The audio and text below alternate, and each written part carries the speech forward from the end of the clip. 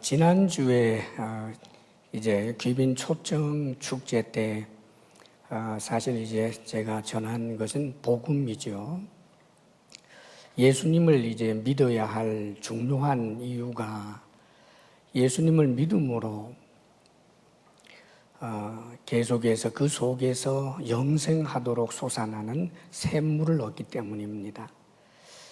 사실 이 세상에 야곱의 우물이 있죠. 그래서 자신이 원하는 것일 수도 있고 돈일 수도 있고 지위거나 혹은 어떤 의미 있고 가치 있는 어떤 행위, 그런 이제 봉사, 또 사람 간의 깊은 사랑 등등 우리를 참 시원하게 하고 만족하게 하는 그런 야곱의 우물도 있습니다. 그런데 이제 그런 우물이 또 목마르다는 데 문제가 있죠. 이 세상에 있는 모든 것은 우리에게 영원한 만족을 주지 못합니다. 그런데 이제 우리 예수님만은 당신 자신이 샘물이 되셔서 그래서 우리에게 영원한 생수가 되어 주시는 겁니다. 더더군다나 그분이 우리 속에 아예 들어오셔서 그래서 지난주에 예수님 영접한 거예요. 우리 속에 들어오셔서 그래서 우리로 하여금 진정으로 그분을 의지하고 그분을 믿고 그분과 친밀함 속에서는 어떤 경우에도 만족하며 살 수 있는 것입니다. 소유가 부족해도 노래할 이유가 있고 인기나 지위나 내 원하는 것을 어떤지 못 어떤지 전혀 상관없이 여전히 노래하며 감사하며 살 수 있습니다. 그래서 예수님을 믿으면 틀림없는 것은 행복하게 살 수 있다는 것입니다. 할렐루야. 그리고 예수님을 믿으면 또 좋은 것이 살아서 늘 주님 의지함으로 만족하며 살 수 있을 뿐만 아니라 죽음 다음에도 행복하다는 거예요. 그래서 오늘 설교 제목이 죽음 그 이후입니다. 죽음 그 이후. 이 죽는다라고 하는 것, 그것은 누구나 다 아는 사실입니다. 그래서 심지어는 사람이 이 세상에 태어나서 세월이 흐르면 나중에는 늙고 그리고 병들고 그리고 죽는다. 이것을 자연스러운 일이라고 그렇게 말들 하지요. 그런데 사실 여러분, 죽음이 자연스러운 것이다라고 말하지만 그 죽음이 내 문제가 될 때, 사랑하는 내 가족에게 덮쳐오게 될 때 그 죽음을 자연스럽게 받아들이는 사람은 아무도 없습니다.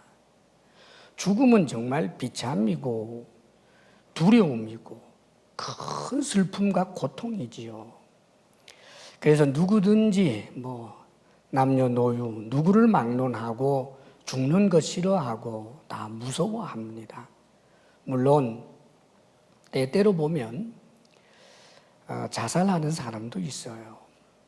그러나 여러분, 그 자살이야 삶이 너무너무 힘들고 어려워서 차라리 사는 것보다 죽는 게 좋겠다 해서 죽음을 택한 거지, 죽음이 좋아서 택하는 사람이 어디에 있겠습니까? 근데 문제는 이 죽음이라고 하는 것이 지계적으로 순서가 있어서 그러면은 이 세상에 태어난 순서대로 차례차례 죽어가는 게 아니라는 것을 잘 알지 않습니까? 죽음은 참 무섭고 두려운 것인데, 그런데 이 죽음은 마치 폭군과 같아서 사건과 사고라고 하는 흉기를 사용하기도 하고 자연재해라든지 질병이라든지 각종 그런 흉기를 이 죽음이 사용해서 우리를 정말 그 죽음의 장막으로 몰고 갑니다. 그렇기 때문에 모든 사람들이 사실 죽음을 어지간하면 생각을 안 하려고 하지요. 그 두려움 밖에 남는 게 없는데, 또 해결할 방법도 없는데, 죽음이 덮쳐올 때는 피할 길도 없는데 죽음 자꾸 생각하면 뭐 하겠나. 그래서 잊고들 삽니다마는, 그러나 잊어질 수가 없어요. 우리의 마음 깊은 곳에는 죽음에 대한 두려움이 다 있는 법입니다. 근데 사랑하는 여러분, 흔히들 이 죽음이 두려우면서도 죽으면 다 끝이라고 그렇게 말들 합니다. 죽으면 다 끝이지 뭐. 그렇지요. 죽으면 끝이다. 예. 이제 더 이상 부귀도 어떤 인기도 명성도 지위도 사랑도 모든 것이 다 끝나니까 그래서 죽음을 끝이라고. 그래서 흔히들 사람이 죽으면 이제 영면에 들었다. 영원한 잠을 잔다. 혹은 또 죽으면 이제는 영원한 안식에 들었다. 그래서 세상 사람들조차도 이 거친 세상, 한 세상 살면서 많이 수고하셨는데 이제는 그저 죽음으로 편히 쉬십시오. 그렇게들 말합니다. 사랑하는 여러분, 사람이 죽어서 그래서 흙으로 돌아가고 정말 그렇게 푹 쉬는 것이라면 얼마나 좋겠습니까마는 사실은 죽음보다 더 무서운 것은 죽음 그 이후입니다. 하나님께서 인간을 보시고 비참하게 여기는 이유는 바로 가장 큰 이유가 여기에 있는 거예요. 잠깐 있다가 그냥 사라지는 날파리라든지 잠깐 있다가 그저 존재하다가 소멸되어 버리는 동식물하고는 달리 우리 인간은 하나님을 따라 지음받은 존재이기 때문에 죽는다고 할지라도 끝이 아니라는 말입니다. 죽음 이후에 무엇이 있을까요? 성경은 심판이 있다라고 말합니다. 히브리서 9장 27절에 한 번 죽는 것은 사람에게 정하신 것이요 그 후에는 심판이 있으리니 라고 분명히 말씀하고 계십니다. 지금 오늘 우리가 본문으로 읽게 된 하나님의 말씀 요한계시록 20장 지금 11절에서 15절 말씀도 그것을 잘 가르쳐 줍니다. 우리 본문 11절 한번 읽어볼까요? 다 같이 시작. 또 내가 크고 흰 보좌와 그 위에 앉으신 이를 보니 땅과 하늘이 그 앞에서 피하여 간데 없더라. 소위 이제 신학자들이 백보좌 심판이라고 하는 그런 별명으로 불리워지는 장면입니다.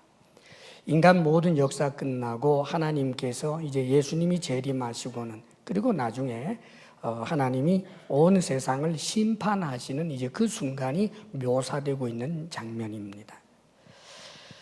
크고 흰 보좌 그럽니다. 크다, 그리고 희다, 거룩하다, 공의롭다 하는 그런 의미입니다. 이 보좌 위에 앉으신 이분이 물론 하나님이십니다. 그런데 이 하나님을 보니 하고 보았다라고 하는 표현을 하는 것을 보게 되면 보이는 하나님, 즉 하나님의 형상이신 하나님의 아들 우리 주 예수 그리스도이십니다. 전날에 예수님께서 아버지께서 아무도 심판하시지 아니하시고 심판을 다 아들에게 맡기셨다. 당신에게 맡기셨다라고 말씀을 하신 적이 있습니다. 그리고 고린도후서 5장에도 우리가 다 반드시 그리스도의 심판대 앞에 나타나게 되어 각각 선악간에 그 몸으로 행한 것을 따라 심판을 받으려 함이라 하는 말씀도 있습니다. 그러니까 이 보좌에 앉으신 이는 물론 하나님이시지요. 예수님도 하나님이시니까 이 그리스도 예수 십자가에 못 박혀 죽으셨던 그 초라한 예수, 그 부정에 죄악된 그 힘 앞에 마치 대항할 힘도 없어 보이는 것처럼 연약해 보였던 그 나사렛 예수가 놀랍게도 최종적으로 인간을 심판하시는 심판주로 보좌 위에 앉게 된다는 거예요. 그런데 이분의 권세가 얼마나 대단한지 땅과 하늘이 그 앞에서 피하여 간데 없더라. 이 표현은 문학적 표현인데 다시 말하면 이분의 심판을 피할 수 있는 어떤 방어막이 있을 수 없다는 거예요. 어떤 하늘 구석에서도 피할 수 없고 어떤 땅, 어느 산, 어느 바위 뒤에서도 피할 수 없다는 거예요. 하나님 심판대 앞에 사람이라고 불리운 그 존재들은 어느 누구를 막론하고 이 심판대 앞에 서야 하고 그 심판을 피할 수 있는 하늘도 땅도 없다는 거예요. 그러면서 이 심판은 이렇게 진행이 된다고 말씀해 주고 있습니다. 12절에서 13절 말씀 우리 같이 한번 읽어봅니다. 시작. 또 내가 보니 죽은 자들이 큰 자나 작은 자나 그 보좌 앞에 서 있는데 책들이 펴 있고 또 다른 책이 펴졌으니 곧 생명책이라. 죽은 자들이 자기 행위를 따라 책들에 기록된 대로 심판을 받으니 바다가 그 가운데에서 죽은 자들을 내주고 또 사망과 음부도 그 가운데에서 죽은 자들을 내주고 각 사람이 자기의 행위대로 심판을 받고. 여기 보십시오. 죽은 자들이, 내가 보니 죽은 자들이, 이미 죽은 자들이에요. 이미 죽어서 끝났다라고 생각된 이들, 죽었기 때문에 더 이상 손댈 수 없다고 생각한 그들, 그런데 죽은 게 끝이 아니고 이 죽은 자들이 하나님 심판대 앞에 섰다는 거예요.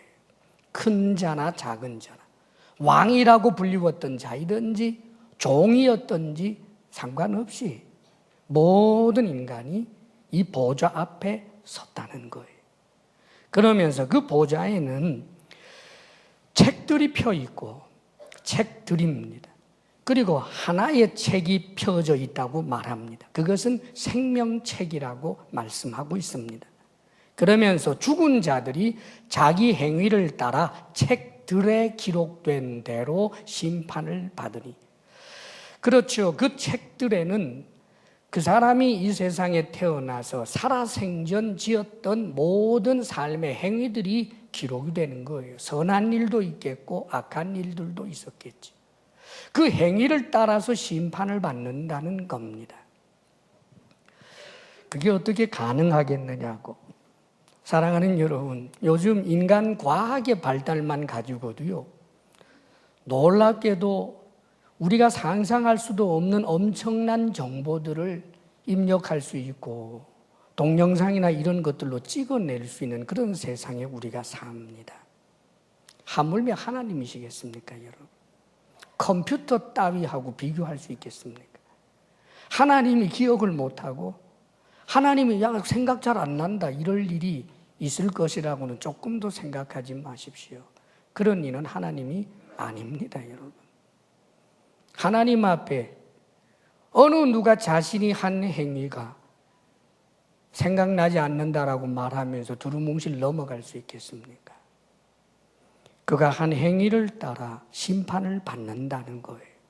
그러면서 13절에도 바다가 그 가운데에서 죽은 자들을 내주고 또 사망과 음부도 그 가운데에서 죽은 자들을 내주매 그럽니다. 여기 바다, 사망, 음부, 이것은 죽음을, 다시 말하면 죽음의 권세를 표현하는 말씀들입니다. 보통 이 세상의 사람들은 죽으면 끝났다라고 생각하지 않아요. 그러나 하나님 앞에서는 죽으면 끝나는 게 아니에요. 내가 엄청나게 죄짓다가 죽으면 그걸로 종결, 그게 아니라 그 말입니다. 그렇기 때문에 우리 예수님께서 하나님 앞에서는 산 자나 죽은 자나 다 살아있느니라. 그렇습니다. 하나님 앞에서는 항상 살아있는 거예요. 죽어서 끝나는 게 있을 수 없다는 말입니다.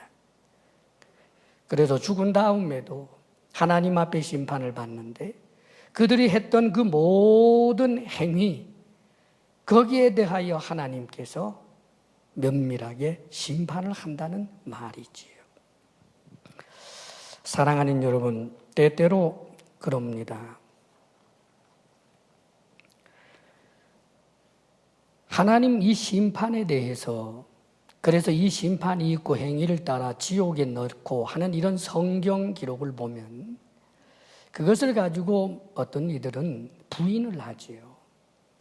천국 지옥이 없다라고 말하기도 하고 그럽니다. 그런데 여러분, 우리가 기억할 것이 있습니다. 자연 이치를 본다고 할지라도 우리가 이 세상에서 그저 그래도 우리 사람들이 정의를 세우려고 노력을 하고 있는 그런 성정이 나름대로 있습니다. 부패한 그런 인간들이지만, 그러나 우리 인간들 세계에도 공의를 세우려고 하는 노력들이 인간 역사에 계속되어 온 거예요. 어느 문명, 어느 나라를 막론하고 선과 악을 구별해서 선은 상을 주고 악에 대해서는 심판하는 그런 재판 제도가 없는 종족은 없습니다, 여러분.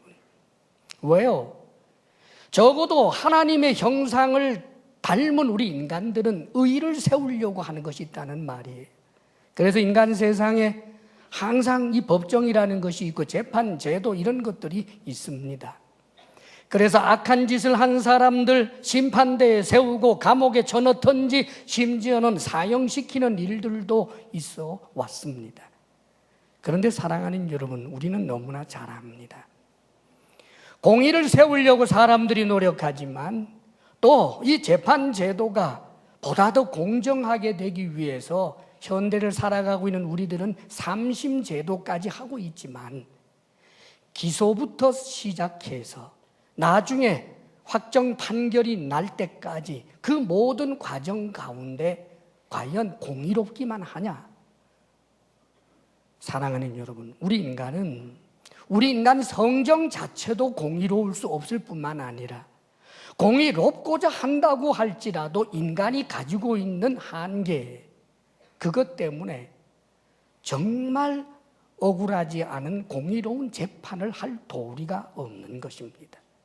그렇기 때문에 어떤 경우에는 증거 불충분이라고 하는 이름으로 명백한 살인자요 악한 자지만 무죄로 풀려나는 일도 있고, 정말 죄를 범하지 않았는데도 불구하고 경찰과 혹은 판검사의 태만이라든지 혹은 실수로 인해서 무죄한 자가 유죄 선고를 받고 억울한 감옥살이를 하거나 심지어는 억울하게 죽어버린 일도 우리 인간 역사에는 없지 않습니다. 사랑하는 여러분, 우리가 이 세상 살면서 반드시 천벌이 있다라는 말도 하고 악한 짓을 하게 되면 반드시 거기에 대한 보응이 따를 것이다라고 사람들은 그렇게 믿고 싶어 합니다. 왜냐하면 의에 대한 판결, 죄에 대해서 반드시 그 죄를 벌주는 하다못해 자연 질서라도 있기를 사람들은 원하고 있어요. 그런데 우리가 살아있는 이 세상, 이 자연 혹은 우리 인간이 만들어낸 제도, 그것이 과연 사람의 악에 대하여 정확하게 벌할 수 있는 공의로움과 그 능력이 있느냐, 그 말입니다. 히틀러가 유대인들을 600만 명을 죽였습니다, 여러분. 너무나 잘 아는 이야기죠. 당시에 유럽 전역에 흩어져 살던 유대인들이 1100만 명 정도 추정이 되는데 그 가운데서 절반이 넘는 사람을 죽였다고요. 히틀러가 이웃 나라를 점령하기만 하면 거기서 유대인들 다 잡아가지고 다 죽인 거예요. 그뿐입니까? 잘못된 야욕에 의해서 일어난 전쟁으로 유럽의 수많은 사람들이 목숨을 잃고 자국 국민들도 그 권력을 유지하기 위해서 자신에게 반대하는 사람들을 숙청하면서 죽여낸 그 일들을 생각을 하게 되면 이 히틀러에 의해서 억울하게 죽은 사람들이 도대체 얼마나 많겠습니까, 여러분?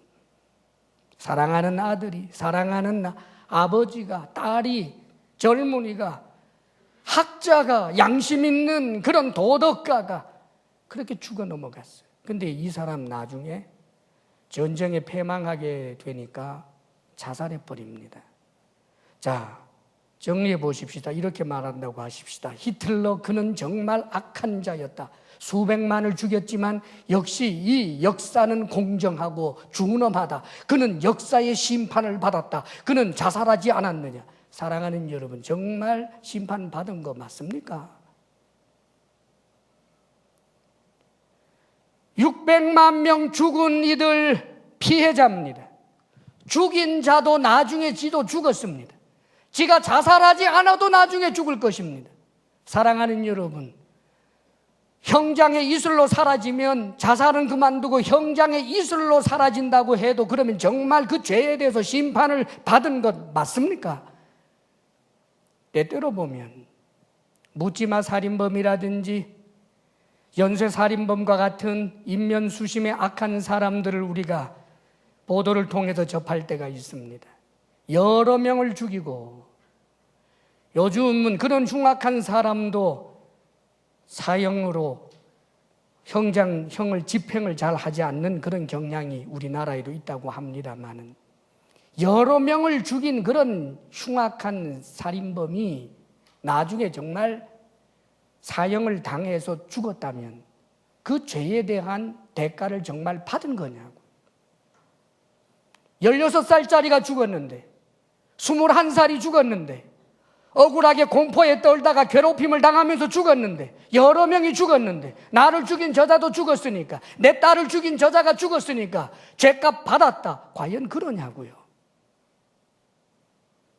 사랑하는 여러분, 아닙니다. 지옥은 있어야 합니다. 하나님의 심판은 있어야 합니다. 하나님의 심판은 성경에 분명히 있다라고 말씀합니다. 우리의 성경 자체가 사실은 이미 그것을 내다보고 있습니다. 사랑하는 여러분, 그래서 사실 이 세상 예수님을 믿지 아니하는 많은 사람들도 하늘의 어떤 심판, 죽고 나서도 죽음 이후에도 좋은 곳과 나쁜 곳이 있을 것이다라고 그렇게 생각하는 경향이 참 많습니다. 그래서 아주 악한 사람들 죽은 것으로 끝날 리 없지. 죽고 난 다음에 그런 녀석은 분명히 지옥 갔을 거야. 맞습니다, 여러분. 그런 이들 지옥 가지요. 그러면 우리는요, 오늘 말씀 보면 14절, 15절에 충격적인 말씀을 해주고 있습니다. 14절과 15절 함께 읽어볼까요? 다 같이 시작. 사망과 음부도 불못에 던져지니 이것은 둘째 사망 곧 불못이라. 누구든지 생명책에 기록되지 못한 자는 불못에 던져지더라. 심판을 받을 때 책들, 이 사람의 행위가 기록된 것, 그 다음에 생명책 한 권, 여기에는 그의 이름이 기록되어 있습니다.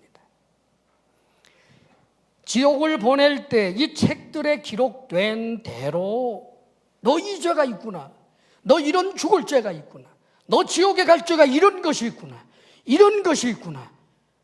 하나님이 준엄하게 이야기할 때 억울합니다 할 자 하나도 없이 행위를 따라서 지옥에 안 갈 수 있는 사람이 오늘 성경 말씀에 단 한 명도 없다는 거예요. 누구든지 생명책에 기록되지 못한 자는 불못에 던져지니라. 생명책에 이름이 기록되어 있지 않는데, 다시 말하면 예수님을 믿지 않는데, 하나님을 믿지 않는데 선한 일을 많이 한 것, 그것 가지고 예외로 책들에 기록된 선한 일들과 책들에 기록된 아무리 찾아보아도 악한 일을 한 개도 한 적이 없기 때문에 지옥에 던져지지 않고 천국에 갈 수 있는 사람이 하나도 없더라, 그 말입니다. 여러분, 흔히들 그러지요. 천국 지옥이 있는지는 모르지만 뭐 있어도 설마 내가 지옥 가겠어, 그리고 우리가 보통 덕담처럼 하는 말이 좋은 데 가셨을 거예요. 사랑하는 여러분, 우리 그리스도인들은 어느 예수를 안 믿는 사람 누가 죽었어도 지옥 갔을 거예요, 그러는 거 아닙니다. 왜냐하면 죽는 순간 옛날에 들어봤던 그 복음을 생각을 내서 그 그런 찰나 순간에도 예수님을 믿었을 수도 있기 때문에 우리는 어느 누구도 누구를 향하여 지옥 갔습니다라는 말은 못해요. 그러나 나 자신을 적용할 때 여러분 혼돈에 빠지면 안 됩니다. 내가 설마 지옥 가겠어? 내가 뭐 남의 눈에 피눈물 흘리게 한 적도 없고 뭐 인면수심에 그런 악을 행한 적도 없고 뭐 나의 성질 좀 건드리면 좀 불끈하는 건 있어도 내가 뭐 남의 걸 빼앗은 적이 있나? 뭐 내가 뭘 지옥까지 갈 죄는 없잖아.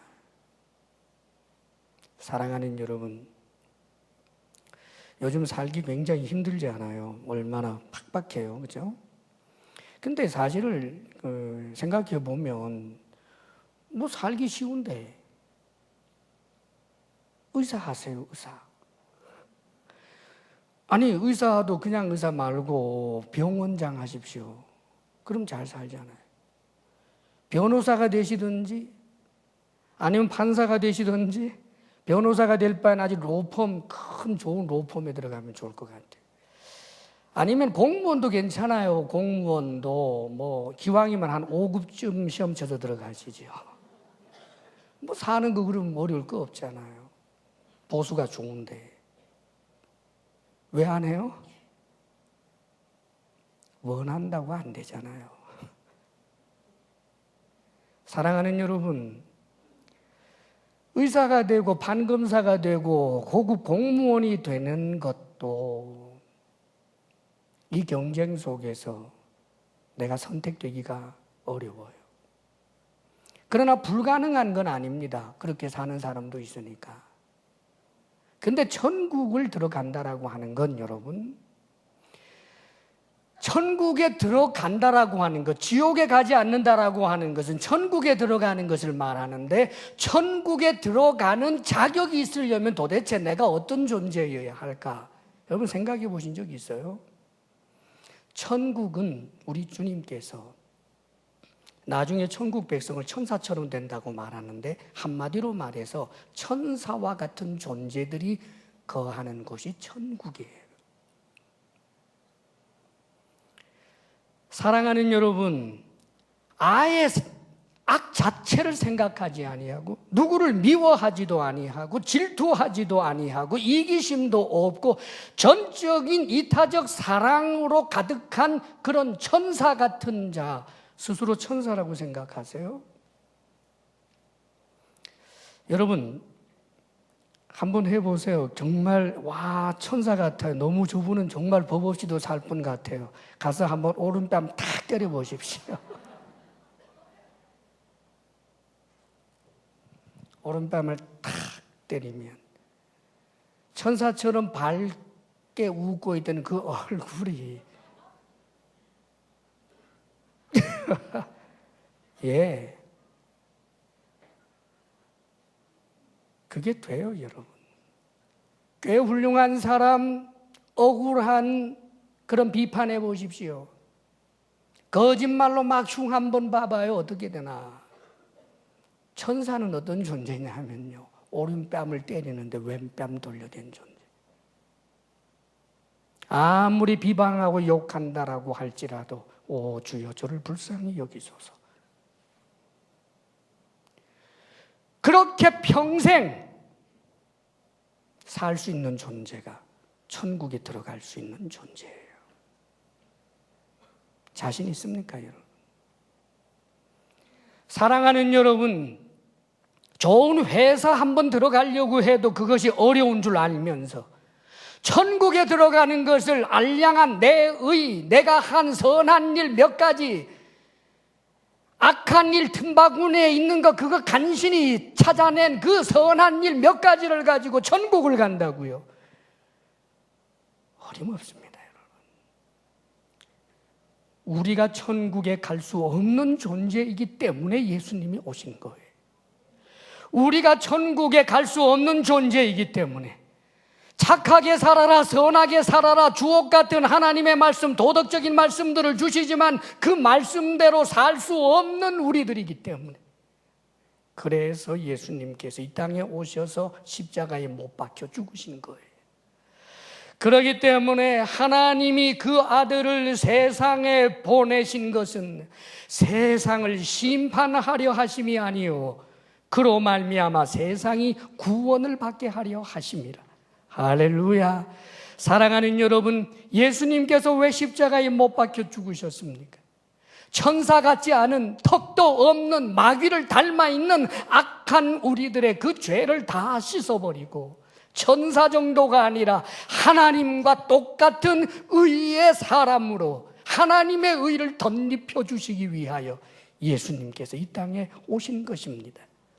사랑하는 여러분, 그 조건은 어렵고 힘든 것도 아닙니다. 겸손하게 내 존재의 나약함과 내 존재의 악함을 알고 오 하나님 나를 도우소서, 나를 불쌍히 여기소서라고 하는 하나님을 향한 겸비함, 그것이 바로 믿음이에요. 여러분, 나를 믿으라 그랬더니 예수님 믿고 천국 간다는 건 자존심 상한다. 사랑하는 여러분, 교만입니다. 예수님을 믿느니 내 주먹을 믿겠다. 나는 하나님 의지하지 않고 내게 있는 모든 일을 내 스스로 책임지겠다. 지옥밖에 없습니다. 여러분, 하나님이 세상을 사랑하셔서 독생자를 주신 것입니다. 이 예수 그리스도를 믿는 믿음이 견고할 수 있기를 주의 이름으로 축원합니다. 여러분, 전날에 예수님의 제자들 둘씩 짝을 지어서 전도 훈련을 시켰어요. 내보냈어요. 그러면서 권세를 주셨단 말입니다. 그랬더니 이들이 돌아와서 완전히 상기됐습니다. 주여, 주의 이름으로 병을 고쳤습니다. 주여, 주의 이름으로 귀신들이 항복하더이다 하고 막 그러니까 우리 예수님 하시는 말씀이 귀신들이 너희에게 항복하는 것으로 기뻐하지 말고 너희 이름이 하늘에 기록된 것으로 기뻐하라. 사랑하는 여러분, 이 제자들 이름이 생명책에 기록될 만한 자격이 있었나요? 지금 이때 이 예수님의 제자라고 하는 사람들이 자신들의 재산을 다 팔아서 가난한 사람들에게 나누어 주기라도 한 이들인가요? 이 사람들이 무슨 어렵고 힘든 사람들을 위하여 수고하고 땀을 흘린 내용이 있던 그런 이야기인가요? 오히려 이 제자라고 하는 이 사람들, 예수님께서 짝지어서 보냈던 이 사람들의 당시 모습이라고 하는 것은 자기들끼리 시샘하고 키재고 누가 더 크냐 하고 예수님과 함께 다니다가 자신들을 영접해 주지 아니하는 동네를 볼 때는 예수님에게 한다는 말이 예수님 하늘에서 불이 확 내려오게 해서 저 동네 그냥 확 태워버리십시오, 이따위 소리나 하던 사람들. 그런데 이들의 이름이 생명책에 기록이 되어 있다는 거예요.